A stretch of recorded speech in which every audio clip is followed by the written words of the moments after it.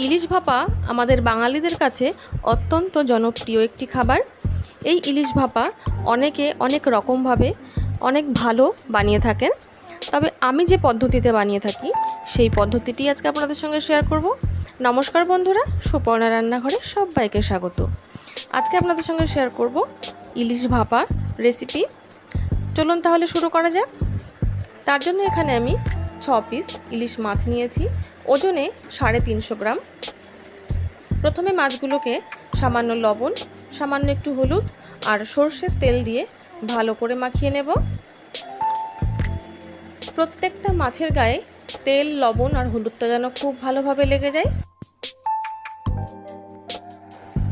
মাছগুলো মাখানো হয়ে গেছে, এবার মাছটা সাইডে রেখে দিয়ে দেখে নিচ্ছি মশলা কী লাগছে। এখানে আমি 3 চামচ কালো সর্ষে, 1 চামচ সাদা সর্ষে আর 2 চামচ পোস্ত, 4-5টা কাঁচা লঙ্কা, সামান্য একটু লবণ দিয়ে ভালো করে বেটে নিয়েছি। এবার এর মধ্যে জল দিয়ে ভালো করে গুলে আমি ছেঁকে নেব। ছেঁকে নেওয়ার কারণ হলো এই যে সর্ষের খোসাগুলো থেকে যায়, সর্ষের খোসাগুলো কিন্তু হজমে ভীষণই গোলমাল বাঁধায় এবং খাওয়ার পরে কিন্তু গ্যাস অম্বল হয়ে যাওয়ার সম্ভাবনা থাকে। তবে এইভাবে যদি ছেঁকে নিয়ে রান্না করা হয় তাহলে কিন্তু গ্যাস বা অম্বল কোনো রকমেরই কোনো সমস্যা হবে না। এবার এই একটা বড় ছাঁকনি নিয়ে তার মধ্যে আমি সর্ষে বাটা ঢেলে দিলাম। চামচ দিয়ে ঘুরিয়ে ঘুরিয়ে ভালো করে কিন্তু ছেঁকে বার করে নেব। ছেঁকে নেওয়া হয়ে গেছে, দেখুন কতটা খোসা বেরিয়েছে। এই খোসাগুলো কিন্তু আমি ফেলে দেব। ফেলে দিয়ে ছেঁকে বার করে নেওয়া যে সর্ষেটা রয়েছে, আমি রান্নায় এটাই ব্যবহার করব। এবার গ্যাসে প্যান বসিয়ে গরম করে তার মধ্যে দিয়ে দিচ্ছি 50 ml মাস্টার্ড অয়েল। রান্নাটা অবশ্যই সর্ষের তেলে, না হলে কিন্তু স্বাদ একদমই ভালো আসবে না। ফোড়নের জন্য দিয়ে দিচ্ছি মাত্র 2টো কাঁচা লঙ্কা, আর কিছু কিন্তু ফোড়ন দেব না। আর তেলের মধ্যে দিয়ে দিচ্ছি 1 চামচ হলুদ গুঁড়ো। হলুদ গুঁড়ো দেওয়ার সময় কিন্তু গ্যাসের ফ্লেমটা একদম লোতে রাখবেন, না হলে কিন্তু হলুদটা একদম পুড়ে যাবে। এবার দিয়ে দিচ্ছি সর্ষে বাটা। হলুদটা যদি এইভাবে তেলে দেওয়া হয় তাহলে কিন্তু সর্ষে বাটার কালারটা ভীষণই ভালো আসে। সর্ষে বাটাটা দিয়ে তেলের সঙ্গে ভালো করে একবার মিশিয়ে নেব। ঝোলটা যখন এরকম ফুটে আসবে তখন দিয়ে দিচ্ছি লবণ। লবণ দিয়ে আরও একবার মিশিয়ে নেব। মিশিয়ে নিয়ে এবারের মধ্যে দিয়ে দেব মাছগুলো। এই ইলিশ ভাপা রান্না করতে কিন্তু একদমই বেশি সময় লাগে না।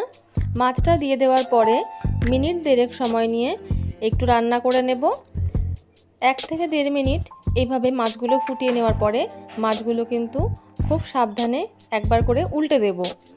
মাছগুলো যেহেতু ভাজা নেই আর ইলিশ মাছ ভীষণই নরম হয়, ভেঙে যাওয়ার একটা চান্স থাকে, তার জন্য কিন্তু কাজটা খুব সাবধানে করতে হবে। সব মাছগুলো উল্টে দিয়ে আরও 1 থেকে 1.5 মিনিট ঝোলের সঙ্গে ফুটিয়ে নেব। 1 থেকে 1.5 মিনিট আমি ফুটিয়ে নিলাম। দেখুন গ্রেভিটা কিন্তু অনেকটাই কমে এসেছে, কালারটাও কিন্তু ভীষণই ভালো হয়েছে। এবার এর মধ্যে আমি দিয়ে দেব 2 টেবিল স্পুন মাস্টার্ড অয়েল। এইভাবে যদি কাঁচা সর্ষের তেল দেওয়া হয় তাহলে কিন্তু ঝোলের স্বাদ ভীষণই ভালো হবে এবং সর্ষের যে একটা ঝাঁঝালো গন্ধ সেটাও আপনি পেয়ে যাবেন। আর দিয়ে দেব 2-4টে কাঁচা লঙ্কা। এটা কিন্তু পুরোপুরি ফ্লেভারের জন্য, ঝালের জন্য একদমই নয়। এবার কিন্তু রান্না একদম কমপ্লিট। এই ইলিশ ভাপা গরম গরম ভাতের সঙ্গে কিন্তু ভীষণই ভালো লাগে। আমার এই পদ্ধতিটি আপনাদের কেমন লাগলো তা অবশ্যই কমেন্টে জানাবেন। যদি ভালো লাগে তাহলে একটা সাবস্ক্রাইব করার অনুরোধ রইল।